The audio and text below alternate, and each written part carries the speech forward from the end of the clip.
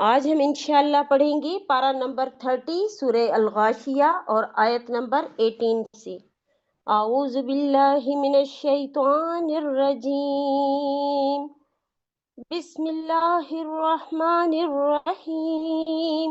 وَإِلَى السَّمَاءِ كَيْفَ رُفِعَتْ وَإِلَى الْجِبَالِ كَيْفَ نُصِبَتْ وَإِلَى الْأَرْضِ كَيْفَ سُطِحَتْ فذکر انما انت مذکر، صدق اللہ العظیم۔ جزاک اللہ خیرن، احسن جزائے فی الدارین، آمین ثم آمین۔ آمین، جزاک اللہ۔ اعوذ باللہ من الشیطان الرجیم، بسم اللہ الرحمن الرحیم۔ اشرح لي صدري ويسر لي امري واحلل عقدة من لساني يفقهوا قولي رب زدني علما اللهم اني اسالك علما نافعا وعملا متقبلا ورزقا طیبا۔ سورہ غاشیہ ہم نے آدھی مکمل کی تھی، آدھی پڑھی تھی اور آدھی ہماری رہتی تھی۔ اب سورہ غاشیہ 30ویں سپارے میں ہے اور یہ ہم 18ویں آیت پڑھ رہے ہیں۔ اس میں اللہ تعالیٰ فرماتے ہیں، ترجمہ اعوذ باللہ من الشیطان الرجیم، بسم اللہ۔ اور آسمان کی طرف کہ کیسے بلند کیے گئے، اور وہ پہاڑوں کی طرف کہ کیسے نصب کیے گئے، اور زمین کی طرف کہ کیسے بچھائی گئی، بس آپ نصیحت کرتے رہیے۔ آپ بس نصیحت کرنے والے ہی ہیں، آپ ان پر ہیں، محاسب نہیں ہیں۔ البتہ جو شخص منہ موڑے گا اور کفر کرے گا تو اللہ اسے بہت بڑی سزا دے گا۔ بلا شبہ انہیں ہماری طرف ہی واپس لوٹ کر آنا ہے، ہماری ہی طرف واپس آنا ہے، پھر ان کا حساب لینا ہمارے ہی ذمہ ہے۔ وآخر دعوانا، اس کو ہم تھوڑا سا اس کا بیک گراؤنڈ دیکھ لیتی ہوں تاکہ وہ پوری آیت ہمارے سامنے ایک دفعہ آ جائے گی کہ یہاں پر یہ جو پورا جو مضمون ہے یہ ابتدائی زمانے میں نازل ہوا تھا، مطلب مکے میں، اور وہ زمانہ تھا جب آپ صلی اللہ علیہ وسلم تبلیغ کا کام شروع کر چکے تھے، تبلیغ شروع ہو چکی تھی۔ اس وقت وہ جو ہے مکے کے لوگ جو ہے وہ اسے سن کر نظر انداز کرتے جا رہے تھے، یہ آیتوں کو سن کر نظر انداز کر دیتے تھے کہ بھئی یہ پتہ نہیں کیا کہانی ہے، کیا باتیں ہیں، کیا چیزیں ہیں، کیسے ہوگا، یہ کیسے ہوگا، تو اس سے وہ نظر انداز کر دیتے تھے۔ تو اس کا جو تھا وہ موضوع کیا تھا، اور اس کا موضوع اب بھی کیا تھا اور مضمون بھی کیا تھا؟ کہ ابتدائی زمانے میں نبی صلی اللہ علیہ وسلم کی تبلیغ زیادہ تر 2 ہی باتوں پر منحصر ہوتی تھی، جو ان کو بار بار جو ہے نا انہیں ذہن نشی یاد کرانا پڑتا تھا۔ ہمیں بھی یاد رکھنا چاہیے کہ ہمیں بھی بار بار ہم سوچیں اس بات کو کہ اللہ تعالیٰ جو آخری کی تمام صورتیں جب چل رہی ہیں ہماری فکر آخرت کے حوالے سے، تو یہ بھی ہمیں بھی اس کو ازبر یاد ہونا چاہیے کہ میری ایک ٹھکانہ ہوگا جو مجھے آخرت میں جانا ہے اللہ کے پاس۔ کیا ہوگی اس میں زیادہ تر 2 باتیں کیا ہیں؟ ایک توحید ہے اور دوسری آخرت ہے، یعنی اللہ کو مانو، اللہ پر ایمان لاؤ، ایمان لے آؤ، اس کے بعد پھر کیا ہوگا؟ اب ایمان لے آئے تو اب کیا کرنا ہے؟ یہ دنیا میں ایسے رہنا ہے تاکہ تمہیں آخرت میں پھر جانا پڑے گا، اور وہاں جا کر تمہارا پھر آخر ٹھکانہ وہی ہوگا اور وہی ہمیشہ ہمیشہ رہو گے۔ تو تمہیں یہاں پر پہلے ایمان لانا ہے اور پھر نیک کام کرتے ہوئے آخرت سے جا ملنا ہے۔ تو اہل مکہ ان دونوں باتوں کو قبول کرنے سے انکار کر رہے تھے۔ جب نئی نئی باتیں چل رہی تھیں، تبلیغ چل رہی تھی، تو اہل مکہ کا کیا حال تھا؟ انہوں نے ہر بات کو نظر انداز کر دیتے تھے، قبول نہیں کرتے تھے۔ غفلت میں اسی میں اس سے میں سب سے پہلے جو ہے نا وہ لوگ کیا تھے کہ غفلت میں پڑے ہوئے لوگوں کو چونکانے کے لیے اچانک ان کے سامنے یہ سوال کرتے تھے کہ تمہیں اس وقت کی کچھ خبر آئی ہے جب وہ عالم چھا جائے گا، یہ ایک آفت نازل ہونے والی ہے، کیا تمہیں پتہ ہے ان سب باتوں کا؟ ایک دم سے اللہ تعالیٰ ان سے سوال کر دیتا تھا، اور اسی طرح نبی صلی اللہ علیہ وسلم وہاں کے کفار مکہ کے ساتھ مخاطب ہو جایا کرتے تھے۔ تو جو سارے انسانوں کے مختلف گروہوں میں تقسیم ہو جائیں گے، سارے انسان دنیا میں جتنے انسان اللہ نے پیدا کیے وہ سب 2 مطلب گروہوں میں تقسیم ہو جائیں گے، الگ الگ 2 مختلف گروہوں کا انجام یہاں پر بتایا جائے گا، جہنم والے اور جو سخت عذاب جھیلیں گے، اور دوسرے جو ہیں اعلیٰ مقام جنت میں ہوں گے جو بہت ساری نعمتوں سے ان کو مالا مال کیا جائے گا۔ اس طریقے سے ایک دم سے جب چونکایا جاتا ہے تو کیا یہ لوگ قرآن کی تعلیم و توحید کی خبر آخرت کو سن کر ناک بھون چڑھا رہے ہیں؟ جب ہم بتا رہے ہیں کہ آخرت میں یہ ہوگا، آخرت میں یہ ہوگا، تو تم ناک بھون چڑھا کے وہاں سے گزر جاتے ہو، سنی انسنی کر دیتے ہو، کانوں میں انگلیاں ٹوس لیتے ہو، منہ پر کپڑے ڈال لیتے ہو، اپنے سامنے ان چیزوں کو دیکھتے ہیں جسے ہر وقت انہیں سابقہ پیش آتا ہے۔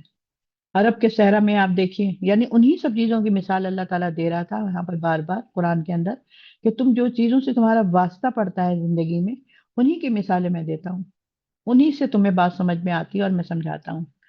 جہاں پر اب کیا عرب کے صحرا میں کیا تھا؟ اونٹوں پر ان کی ساری زندگی کا انحصار تھا، اونٹ وہاں پر ہوا کرتے تھے. جب یہ لوگ غور نہیں کرتے، اللہ تعالیٰ کہتا ہے تم غور نہیں کرتے کہ کس طریقے سے وہ بنائے گئے ہیں. تو یہاں پر جیسی خصوصیت جانور کی ہوتی ہے، اس کی ضرورت ان کی صحرائی زندگی کی. اب جانور جو ہے صحرا میں چلیں گے نا، یہ اونٹ جو ہے صحرا کا سفر کراتا ہے زیادہ تر. اپنے سفروں میں جب یہ چلتے تھے تو انہیں آسمان نظر آتا تھا اور پہاڑ نظر آتی تھی یا پھر زمین نظر آتی تھی. یہی تین چیزوں پر وہ غور کرنے کے لیے، کیونکہ ان کو آسمان نظر آتا تھا یا پھر زمین نظر آتی تھی یا پھر یہ کہ پہاڑ نظر آتے تھے. عرب میں آپ جائیں تو ریگستانی ایریا میں جائیں گے تو آپ کو کیا نظر آئے گا؟ یہی صرف درخت نظر آئیں گے، ہریالی نظر آئے گی، پانی کہیں نظر آئے گا. اوپر سے یہ آسمان کیسے چھا گیا، آسمان سامنے یہ پہاڑ کیسے کھڑے ہو گئے، انہی کی مثال اللہ تعالیٰ دیتا ہے. تم نے آسمانوں کو دیکھو، جو 7 تہ بتہ آسمان میں نے پیدا کیے، آسمان ہم نے تمہارے لیے چھت والی آسمان بنا دیے. یعنی آسمانوں کی مثالیں دے رہا ہے اللہ تعالیٰ. اسی طریقے سے اللہ رب العالمین جو ہے پہاڑوں کی مثالیں دیتے ہیں. لو انزلنا ھذا القرآن علی جبل، اگر یہ قرآن ہم کسی پہاڑ پر اتار دیتے تو تم دیکھتے کہ یہ میرے خوف سے دبا جاتا اور پھٹا پڑتا. یہ مثالیں ہم اس لیے دیتے ہیں کہ تاکہ تم اپنی حالت پر غور و فکر کرو. اور پھر پہاڑ کیا ہے؟ اونچائی ہے، بلندی ہے یہ. اور پھر ہم نے زمین کو کیسے بچھا دی. کبھی کبھی اب میں تھوڑا سا غور یہ کرنے لگی کہ زمین پہ ہم جہاں بھی جاتے ہیں، سفر کرتے ہیں، لمبے لمبے سفر کرتے ہیں، ہم اپنی گاڑیوں سے کرتے ہیں یا جہاز سے کرتے ہیں یا کسی چیز سے بھی کرتے ہیں، تو ہم جب دیکھتے ہیں کہ ہمیں صرف زمین ہی زمین نظر آتی ہے، اس کا اینڈنگ نظر نہیں آتی کہ یہاں سے زمین ختم ہے. کبھی ہم نے سوچا ہی نہیں اس بات کو کہ زمین کہاں پر ختم ہوگی اور کیسے ختم ہو گئی، اور ہماری نظروں میں تو کبھی آئی نہیں کہ زمین ختم ہو گئی.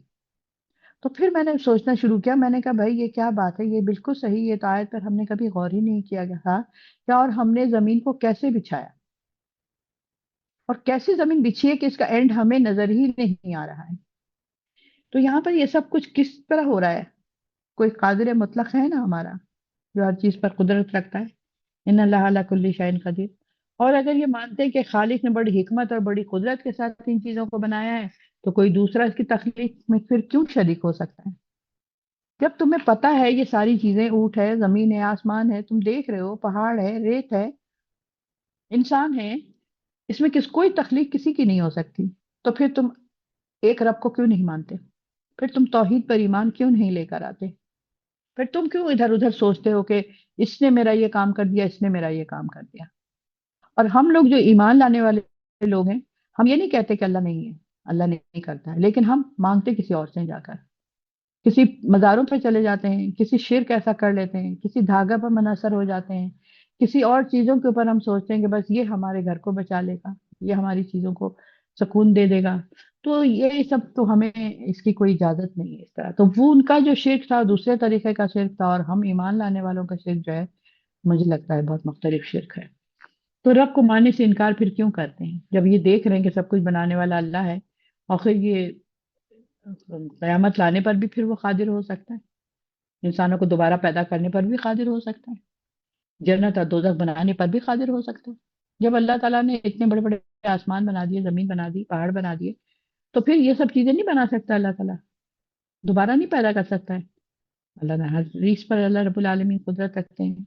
تو یہاں پر نبی صلی اللہ علیہ وسلم کو اللہ تعالیٰ مخاطب کرتے ہیں اور آپ سے ارشاد فرماتے ہیں کہ یہ لوگ نہیں مانتے تو نہ مانے. تم ان پر جبار بن کر تو ان پر مسلط نہیں کیے گئے ہو نا. میں نے تمہیں تو جبار نہیں بنایا کہ تم ان کے اوپر بس ڈنڈے لے کے کھڑے ہو جاؤ کہ مانتے ہو یا میں اسی وقت تمہارا وہ کر دوں. تو یہ چیزیں کیا ہے؟ آپ نبی صلی اللہ علیہ وسلم کو اللہ تعالیٰ فرماتے ہیں کہ مطلب آپ ان پر جبار بنا کے نہیں، بلکہ آپ تو بالکل نرم خو ہیں، نہایت اخلاق کے بلند مرتبے پر ہیں، آپ تو اتنے نرم انسان ہیں. تو چونکہ وہ زبردستی ان کو منوا کر ہی چھوڑو، تمہارا کام نصیحت کرنا ہے، تمہارا کام یہ نہیں کہ زبردستی وہ مان ہی لیں، تمہارا کام بس صرف نصیحت کرنا ہے. سو تم نصیحت کیے جاؤ، آخر کار انہیں آنا تو ہمارے ہی پاس ہے. بس آپ کا جس کام کے لیے میں نے آپ کو بھیجا تھا میسنجر بنا کر، رسول بنا کر، جس طرح ہمیں اللہ تعالیٰ نے خلیفہ اور نائب بنا کر بھیجا کہ تم میں سے کچھ لوگ تو ایسے ضروری ہوں گے جو نیکی کا حکم دیں گے اور برائی سے روکیں گے. نہ تو ہم اگر نیکی کا حکم دے رہے ہیں، نہ ہم برائی سے روک رہے ہیں، تو پھر ہم کیا ہیں؟ انسان ہیں یا جانور ہیں؟ ہم جانور کیا نیکی کا حکم دے سکتا ہے، برائی سے روک سکتا ہے؟ تو مجھ میں اور جانور میں کیا فرق ہے؟ مجھے تو اللہ نے بہت ہی عقل شعور کے ساتھ نقص سکھ سے ہمیں درست کیا، تو پھر ہم اتنا بھی نہیں کر سکتے ہیں کہ اللہ تعالیٰ کے احکامات کی پیروی کر لیں؟ یا ہم نے جی تم نے آخرت کے مقابلے میں دنیا کو پسند کر لیا تم نے؟ تو یہ چیزیں ہمارے لیے بھی سوچنے کی بات ہے. تو تمہارا کام تو نبی صلی اللہ علیہ وسلم آپ کا کام ہے صرف نصیحت کرنا. تو آپ نصیحت کر لیجئے. آخر کار انہیں آنا تو ہمارے پاس ہی، اور پھر ہم ان کو پورا پورا حساب ہم ان سے لے لیں گے. اور نہ ماننے والوں کو پھر ہم کیا کریں گے؟ بھاری قسم کی سزا دیں گے، بھاری قسم کی سزا. اچھا جی، ہم نے کیا کیا؟ ہم نے اور آسمان کی طرف ہم نے کیسے اس کو بلند کیا نا، آسمان کو ہم نے کیسے بلند کیا. تم نہیں دیکھتے ہو یہ لوگ، کیا تم یہ اونٹوں کو نہیں دیکھتے ہو کہ کیسے بنائے گئے؟ آسمان کو نہیں دیکھتے ہو کہ کیسے اٹھایا گیا؟ پہاڑوں کو نہیں دیکھتے ہو کہ کیسے جمائے گئے؟ زمین کو نہیں دیکھتے ہو کہ کیسے بچھائی گئی؟ اور تو اچھا، تو اے نبی صلی اللہ علیہ وسلم نصیحت کیے جائیے، بس آپ نصیحت ہی کرنے والے ہیں، کچھ ان پر جبر کرنے والے نہیں ہیں. البتہ جو شخص منہ موڑے گا اور انکار کرے گا تو اللہ اس کو بھاری سزا دے گا، اور ان لوگوں کو پلٹنا ہماری طرف ہی ہے، پھر ان کا حساب لینا بھی ہمارے ہی ذمہ ہے. آخر دعوانا. اب یہاں پر کیا ہے، ان تینوں چیزوں کے بارے میں دیکھیں. اونٹ کیسا ہوتا ہے؟ بلندی پر ہوتا ہے، کافی اونچا ہوتا ہے، بجائے اس کے کہ آپ چھوٹے چھوٹے جانوروں کو دیکھیں جو زمین پہ ہوتا ہے. اونٹ کی کتنی اونچائی ہوتی ہے، اس کی بہت زیادہ اونچائی. آسمان کیا ہے؟ اونچائی پہ ہے. پہاڑ کیا ہے؟ اونچائی پر ہے. تو یہ سب چیزوں کی اللہ تعالیٰ نے ایک ساتھ مطلب ان تینوں چیزوں کے بارے میں بتایا ہے کہ ہم نے کس طریقے سے آسمان اور پہاڑ اور یہ وہ ساری چیزیں اور زمین کو ہم نے کیسے بچھا دیا. یعنی کہ یہ خانہ بدوش جو ہوا کرتے تھے، ان کی کل کائنات کیا ہوتی تھی؟ اللہ کی نشانیاں. ان خانہ بدوشوں کی زندگی کے مشاہدے کیا ہوتے تھے؟ کیا غور و فکر کرتے تھے؟ بس یہی کہ ادھر ادھر منتقل ہونے کے لیے اونٹ جو ان کی سواری پر بردباری کا کام دیتا ہے. یعنی کہ خانہ بدوش کسے کہتے ہیں؟ کبھی یہاں پہ رکتے ہیں، کبھی وہاں رکتے ہیں، کبھی وہاں قیام کر لیتے ہیں، کبھی وہاں قیام کر لیتے ہیں. وہ چل رہے ہوتے ہیں کہیں نہ کہیں، ان کا کوئی صحیح ٹھکانہ ہمیشہ کے لیے یا زیادہ دنوں کے لیے نہیں ہوتا ہے. خانہ بدوش ہیں بھائی، کچھ دنوں کے لیے یہاں آئے ہوئے ہیں، پھر یہاں سے مائگریٹ کر جائیں گے، یہاں سے چلے جائیں گے. تو وہ کیا کرتے تھے؟ پھر سواریاں لیتے تھے، اونٹ پر سواریاں کرتے تھے. اور تو اللہ تعالیٰ بھی یہاں پر اسی طرح کہہ رہا ہے، ان اونٹوں کو دیکھو تم. اور اوپر سے پھر کیا تھا؟ آسمان بھی تھا. ٹھیک ہے. اور نیچے کیا چیز تھی؟ زمین تھی. ارد گرد پھیلے ہوئے کیا تھے؟ طویل سلسلہ جو تھا وہ پہاڑوں کا تب سلسلہ تھا. یعنی اوور آل آپ دیکھیں، اگر آپ ایک جگہ پر کھڑی ہو جائیں کسی ایسی جگہ پر جہاں پر آبادی نہ ہو، تو وہاں پر آپ کو کیا چیزیں نظر آئیں گی؟ یہی نظر آئیں گی، آسمان نظر آئے گا، زمین نظر آئے گی، اور آگے پیچھے جو ہے پہاڑ نظر آئیں گے.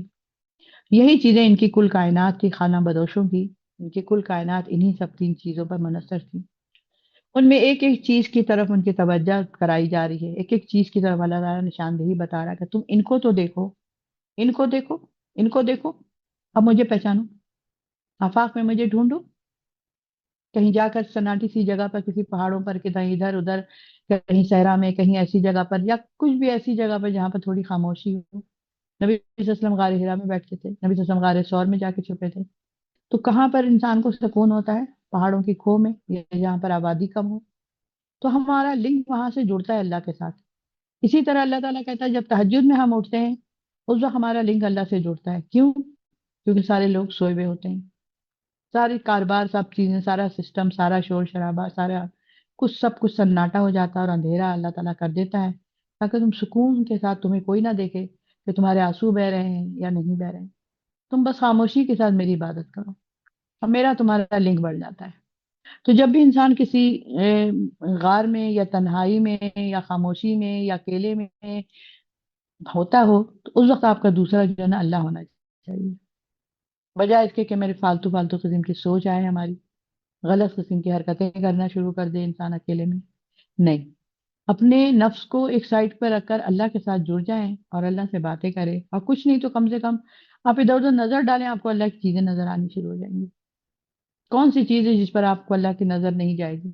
آپ ایک چھوٹی چھوٹی میں مثالیں دیتی ہوں. جیسے ایک کارپیٹ بچھی ہوئی آپ کے کمرے میں، وہ فلاور اس میں بنے ہوئے، پھول بنے ہوئے، یہ نقش و نگار بنے ہوئے اس کے اندر. آپ کو کچھ سمجھ نہیں آ رہا، آپ کم سے کم قالین کو دیکھتی رہیں تھوڑی دیر کے لیے. آپ سوچیں کہ یہ کیسے بنائی گئی ہے، کتنی مشکل سے یہ کتنی سسٹم مشکل سے. بنا ہوگا. تو جب آپ کی نظر جاتی ہے اس کے اوپر، آپ نقش نگاری کو آپ دیکھ رہے ہوتے ہیں، آپ غور کیجئے اس بات کو کہ اللہ نے انسان کو کتنا علم دیا ہے. کیسے انسان نے اس کارپیٹ کے اوپر یہ ساری چیزیں، اس کو چھاپ دیا، اس نے کیسے بنی ہے یہ چیز، کتنا انسان کے اندر ذہن دیا اللہ نے. اور اللہ تب انسان کو پیدا کر رہا تھا تو فرشتے نے یہی کہا تھا، اللہ آپ انسانوں کو کیوں پیدا کر رہے؟ وہ تو فساد مچانے گا، خون ریزیاں کرے گا زمین میں. اللہ تعالیٰ نے کہا تھا میں جو جانتا ہوں وہ تم نہیں جانتے. اور اللہ نے فرشتوں سے کہا کہ ان کے نام بتاؤ، چند چیزوں کے نام بتاؤ. تو انہوں نے کہا نقص پاک تو آپ ہی کی ذات ہے، مجھے تو کچھ بھی نہیں پتا، بس مجھے تو سبحان اللہ الحمدللہ ہی پڑھنا آتا، مجھے تو کچھ نہیں پتا، اس کا نام مجھے نہیں پتا اس کو کیا کہتے ہیں۔ اور اللہ نے آدم علیہ السلام کو چند نام سکھایا اور کہا کہ ہاں بھائی اس کے نام بتاؤ، تو انہوں نے فٹافٹ سارے نام بتا دیے، پہاڑ، یہ سمندر ہے، یہ دریا ہے، یہ کھجور ہے، یہ درخت ہے، یہ پھول ہے، یہ پتے ہیں، یہ جانور ہے، یہ ہے، وہ ہے، یہ وہ۔ تو پھر کیا ہے، اللہ تعالیٰ نے انسان کو علم دیا، عقل دی، صلاحیتیں دی، تو وہ اس عقل کے ذریعے انسان جو ہے وہ اس کی کڑھائی کر لیا، اس میں مطلب وہ پوری کارپیٹ کے اوپر اس نے رنگ بکھیر دیے۔ تو اب آپ نے کیا کیا، آپ اللہ پر غور کریں، آپ کو اللہ کی آیت یاد آ گئی، اسی طرح آپ اس سے رنگ، اس سے چیزوں سے چیزیں ملاتی جائیے، آیتوں سے آیتیں ملاتی جائیے۔ یہ پھول، ان کو دیکھو کیسے ہیں، اور ان کو شبنم کیسے پڑتی ہے، ان پہ چیزیں کیسے ہوتی ہیں، اس روشنی کیسے پڑتی ہوگی، تو مطلب آپ اس طرح سے بہت ساری چیزوں کو اس کے اندر گہرائی میں کھو سکتے ہیں۔ تو اصل بات یہ ہوتی ہے میری پیاری بہنوں کہ ہمیں غور و فکر کرنے کی عادت ڈالنی چاہیے۔ تنہائی میری ہو تو میں اور میرا اللہ ہو میرے ساتھ، تو کسی وقت تنہائی بھی لے لیا کریں۔ تو زمین کی یہ کیفیت آتی ہے کہ بھائی ان میں ایک ایک چیز جو ہے نا، اس طرف اللہ تعالیٰ کی طرف کائنات میں دیکھو تم، آسمان کی وسعت کا یہ عالم ہے کہ اس میں لاکھوں اور کروڑوں سیارے جو ہے وہ محو گردش میں ہیں، گردش کر رہے ہوتے ہیں، لاکھوں کروڑوں ہزاروں۔ زمین کی یہ کیفیت ہے کہ گول ہونے کے باوجود جتنا بھی اس پر سفر کرتے جاؤ ہموار ہی نظر آئے گی، سیدھی نظر آ رہی ہے، گول تو نظر نہیں آ رہی ہمیں، ہم ایک جگہ کھڑے ہو گئے ایک پوائنٹ پر ہمیں گول سی زمین نظر آ رہی ہے۔ اور یہ بھی زمین کی وسعت کی دلیل ہے کہ زمین کتنی بڑی ہے کہ آپ چلتے جا رہے ہو آپ کو اینڈ نظر ہی نہیں آ رہا ہے اس کا۔ تو پہاڑ زمین پر اس طرح گاڑ دیے گئے ہیں کہ خود تو اپنی جگہ پر ذرا بھی نہیں ہلتے ہیں، البتہ زمین کے ہلنے اور ڈگمگانے کو وہ ختم کر دیتے ہیں۔ پہاڑ پہاڑ نہیں چل رہے ہوتے ہیں، پہاڑ چلیں گے قیامت کے دن، جس دن سور پھونکا جائے گا اس دن پہاڑ چلیں گے، لیکن آج کیا کر رہے ہیں، وہ اپنی جگہ پر رکے ہوئے ہیں، اور زمین جو ہے وہ ہل رہی ہے۔ جب زمین ہلتی ہے زیادہ زوروں کی یا جو بھی کچھ ہے تو وہ پہاڑ جو ہے اس کے اوپر اور سختی کے ساتھ مطلب جما دیا اللہ تعالیٰ نے۔ ان لوگوں سے پوچھا جا رہا ہے کہ کیا تم ان لوگوں نے کبھی یہ سوچا کہ اونٹ کیسے بن گئے، کبھی تم نے سوچا؟ نبی صلی اللہ علیہ وسلم آپ ان سے پوچھئے کبھی آپ نے سوچا ہے کہ بھی اونٹ کیسے بن گئے؟ اتنا بڑا آسمان بنانے والا کون ہے؟ یہ پہاڑ زمین میں کیسے نصب کر دیے گئے، پہاڑ کو کیسے گاڑ دیے گئے، یہ زمین کیسے بچھا دی گئی، کس نے بچھائی ہے لا کر زمین؟ یہ ساری چیزیں اگر اللہ تعالیٰ نے بنا سکتا ہے تو آخرکار دوسرا عالم کیوں نہیں بنا سکتا؟ ایک یہ عالم بنایا ہے اللہ نے، یہاں پہ اتنی ساری چیزیں پیدا کر دی، تو دوسرا عالم بھی بنا سکتا ہے، تیسرا عالم بھی بنا سکتا ہے، چوتھا عالم بھی بنا سکتا ہے۔ اللہ نے ہمیں جتنا علم دیا ہے کہ اس سے آگے ایک عالم ہے جو آخرت ہے، تو پھر ہماری سوچ وہیں تک جائے گی، اس سے زیادہ ہم نہیں سوچیں گے کہ شاید تیسری بھی ہوگی، شاید چوتھی بھی ہوگی، نہیں، بس ہمیں ایک کہا تو ہم ایک ہی کے پر ٹک جائیں گے۔ اور قیامت کیوں قائم ہوگی، کیوں کر قائم ہو سکتی ہے، کون کرے گا قیامت، کیسے ہوگی قیامت، کس کے اقتدار میں ہے کہ قیامت برپا کرے؟ تو اللہ کے اختیار میں ہے، جس نے زمین بچھائی، آسمان بنائے، پہاڑ بنائے۔ کیا انسان کے لیے جائز ہے کہ ان ساری چیزوں کو اس لیے مان لے کہ انہیں وہ دیکھ رہا ہے، اس لیے مان لے کہ وہ اسے دیکھ رہا ہے، اور قیامت اور جنت دونوں کا صرف اس بنا پر انکار کر دے کہ ان چیزوں کو اس نے دیکھا نہیں ہے یا اس کے تجربے میں نہیں آ رہی ہے؟ یعنی قیامت ہم نے نہیں دیکھی، جنت نہیں دیکھی، دوزخ نہیں دیکھی، اس لیے ہم نہیں مانیں گے اس چیز کو۔ اور جو چیزیں آپ دیکھ رہی ہیں ہم کو بتایا جا رہا ہے کہ یہ اس کو اللہ نے بنایا ہے، تو یہ کیوں نہیں سمجھ آ رہی کہ یہ اللہ نے بنایا ہے؟ اب جو چیز نہیں سمجھ آ رہی ہے تو تم کہہ رہے ہو کہ نہیں یہ اللہ نے بنایا ہی نہیں، کوئی جنت جہنم نہیں ہوگی، بس یہی جو ہے زندگی، یہی جو زمین آسمان ملے ہوئے ہیں بس یہی ہے، مگر اس کو کسی نے پیدا کیا ہے نا، اس کو کسی نے بنایا ہے، اس کو کسی نے آخر اسے عقل و شعور کس بنا پر عطا کیا اللہ تعالیٰ نے؟ ہم انسانوں کو عقل و شعور کیوں دیا؟ تاکہ تم میری کائنات سے مجھے پہچانو، توحید پر چلو، عقیدے کو مضبوط کرو، اللہ کے ساتھ اپنا لنک بناؤ۔ اللہ ہے، اللہ ہے، کوئی نہ کوئی اللہ ہے، ہمارا ایک اللہ ہے۔ تو کیا اس لیے کہ جو چیز اسے نظر نہیں آتی یا بلا سوچے سمجھے اس کا انکار کر دے؟ جو چیز نظر نہیں آئے گی تو ہم اس کا انکار کر دیں گے۔ ہمیں تو جنت نظر نہیں آ رہی مگر ہم تو نہیں انکار کر سکتے، کیونکہ ہمارا عقیدہ توحید ہے، ہم اسٹرانگ ہو گئے ہیں، ہم توحید پر ایمان لے آئے ہیں ہم اللہ کے اوپر، تو ہم نے اس کا انکار ہم نہیں کر سکتے۔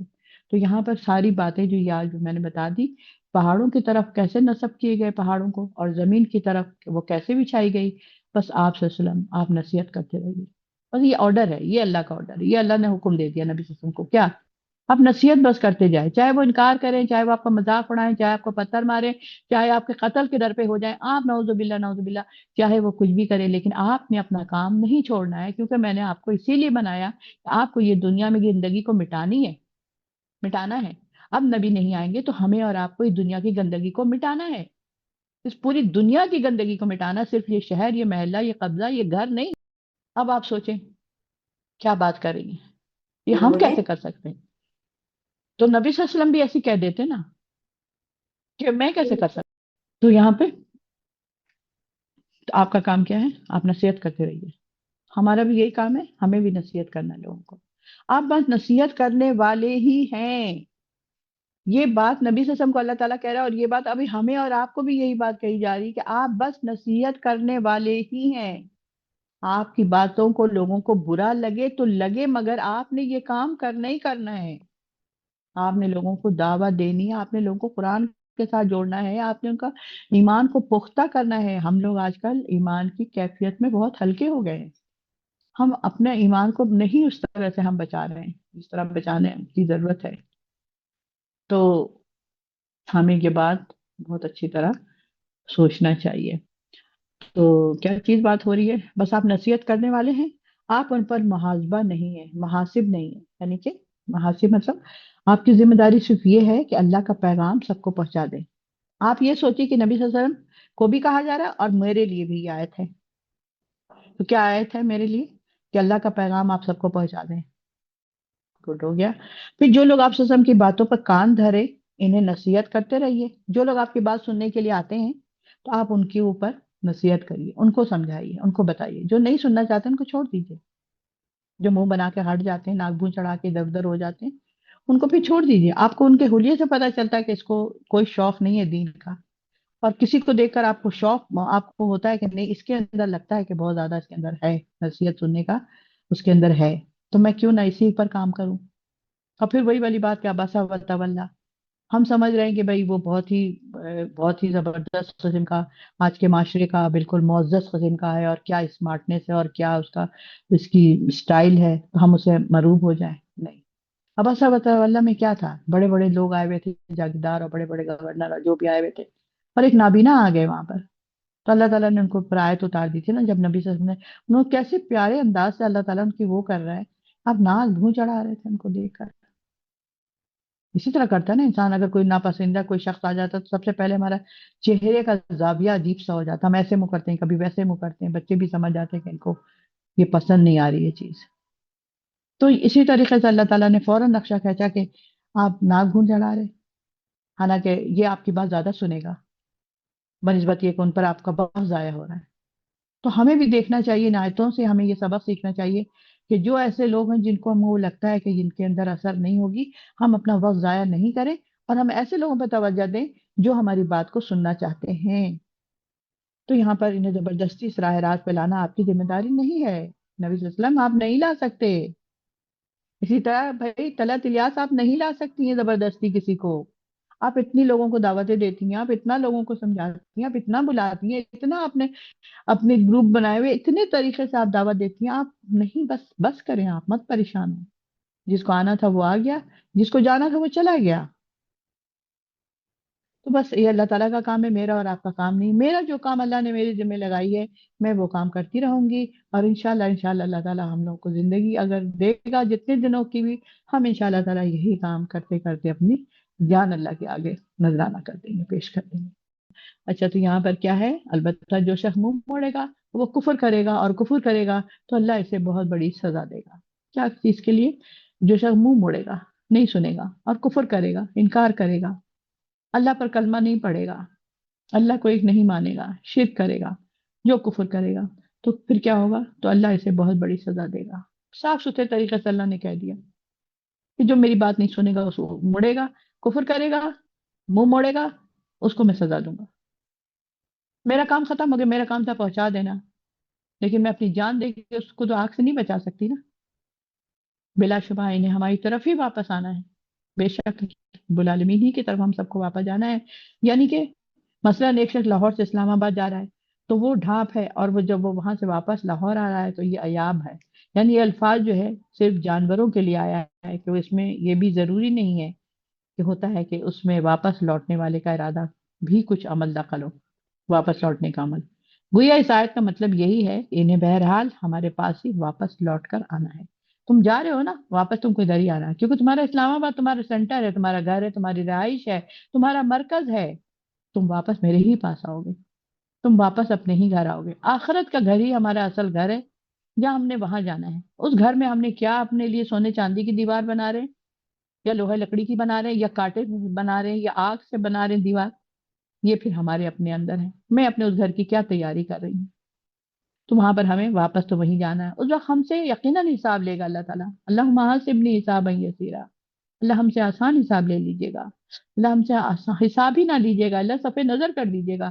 اگر آپ نے ہمارا اعمال نامہ غور سے دیکھ لیا تو پھر ہماری شامت ہے۔ اے رب العزت ہمارے اعمال ناموں کو، ہم سب کے اعمال ناموں کو غور سے نہ دیکھے گا، بس صفِ نظر کر کے ہم سب کو جنت الفردوس عطا فرما دیجیے گا، آمین۔